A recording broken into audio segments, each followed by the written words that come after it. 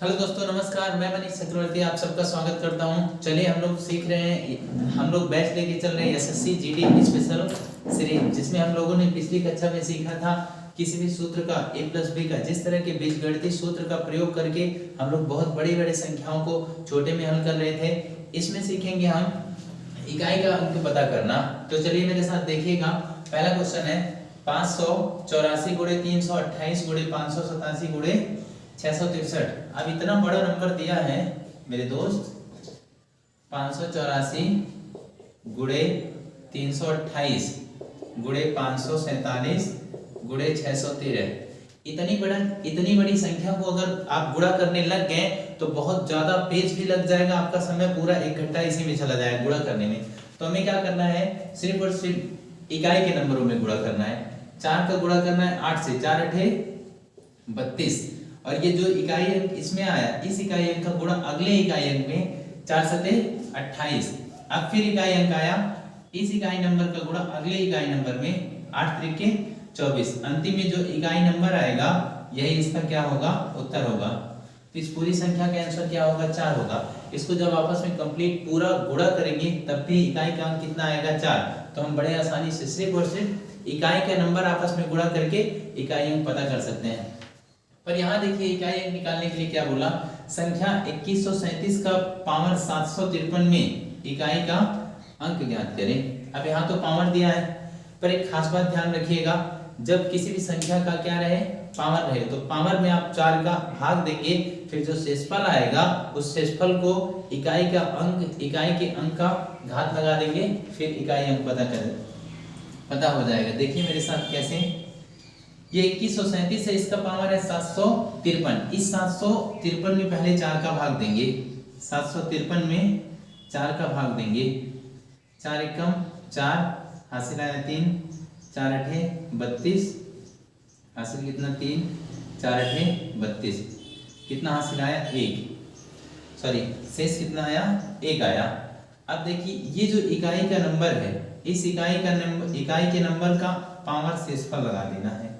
तो 7 का गुणा 1 में करेंगे, 7 का एक बार 7 एकम 7, तो इसका उत्तर कितना आया, इकाई का अंक आया 7। इसी प्रकार इसको देखिए, यहाँ भी सेम काम करना है।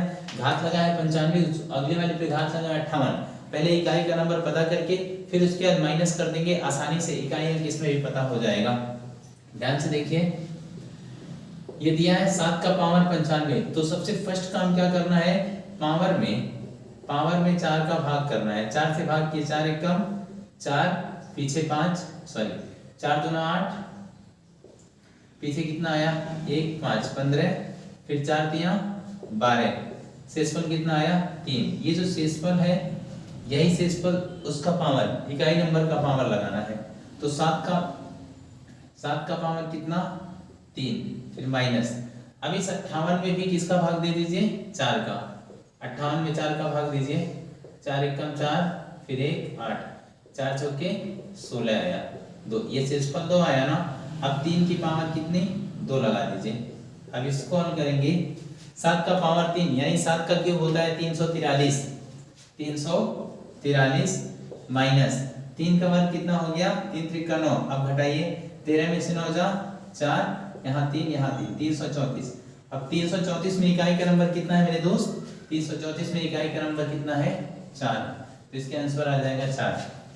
इसी प्रकार ये सेम है, इसको भी देखिएगा, एक बार इधर देख लीजिए। ये आखिरी सवाल है, आखिरी सवाल कितना है, 17 का पावर है 1999, 11 का पावर 1999, 7 का पावर 1999। मतलब एक बार 4 का भाग ले लें, ज्ञात हो जाएगा शेषफल कितना आ रहा है, उसके बाद उसका पावर लगाते जाएंगे। हालांकि 4 का भाग कर शेषफल पता करने के लिए आखिरी के 2 नंबरों में 4 का भाग कर लें तो भी हमें शेषफल पता हो जाएगा। चलिए 1999 में एक बार भाग देते हैं 4 से, 4 चौके 16, हासिल कितना आया 3 9, 4 9 36, हासिल कितना, फिर 4 9 36 आया, कितना हासिल है 9 में से 6, 9 में से 4 6 का कितना हुआ 3, ये शेष आया। अब यदि हम एक काम करते, पीछे की सिर्फ 2 नंबरों में 4 का भाग देते तो भी वही आता। जैसे 99 में भाग दीजिए 4 का, 4 दूनी 8, 4 चौके 16, तब भी शेष कितना आया 3, तब भी शेष आया। तो यदि हम पूरे नंबर में करें 4 से भाग लगाने के लिए या पीछे के 2 नंबरों में 4 का भाग दे दे, तभी शेषफल कितना आएगा मेरे दोस्त, वही आएगा जितना पूरे संख्या में भाग देने से आएगा, यानी शेषफल 3 आया। यहाँ 7 का पावर, यहाँ 7 का पावर 3, फिर आगे प्लस 11 में इकाई अंक 1 है, 1 का पावर 3 माइनस 7 का पावर 3, इधर हो जाएगा 343 प्लस 1 माइनस 343। अब देखिए 343 और 1 कितना हो जाएगा, 344 हो जाएगा, 344, उसके बाद माइनस 343, घटा देंगे कितना आएगा मेरे दोस्त, घटाएंगे तो 1 आएगा। अब इकाई का अंक भी कितना रहा 1, हालांकि इसको यहीं कर सकते थे, 7 का पावर 3 है यहाँ भी और 7 का पावर 3 माइनस में है, तो प्लस और माइनस ये कट जाता, 1 का पावर 3 1 ही होता है और इकाई का अंक बहुत ही आसानी से 1 आप प्राप्त कर सकते हैं। चलिए ये था इकाई का अंक निकालना।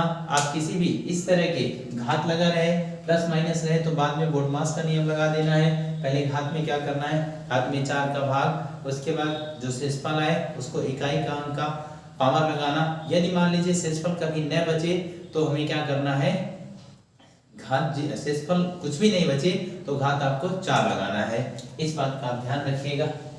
चलिए आज की क्लास को यहीं खत्म करते हैं, अगले क्लास में फिर मिलेंगे। धन्यवाद।